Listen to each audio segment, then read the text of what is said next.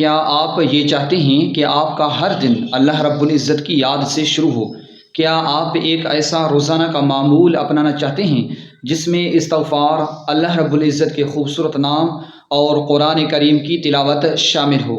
آج میں آپ کے ساتھ ایک آسان روزانہ کا روحانی معمول شیئر کروں گا جسے آپ اپنی روزمرہ عبادت کا حصہ بنا سکتے ہیں۔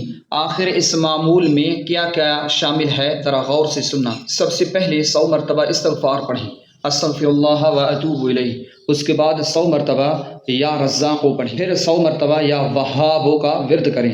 لیکن ابھی یہ معمول مکمل نہیں ہوا، آگے کیا کرنا چاہیے ذرا غور سے سننا۔ اب 100 مرتبہ یا ودود پڑھیں، اس کے بعد 1 مرتبہ سورہ یاسین کی تلاوت کریں، پھر 1 مرتبہ سورہ واقعہ پڑھیں، اس کے بعد سورۃ البقرہ کی آخری 2 آیات کی تلاوت کریں۔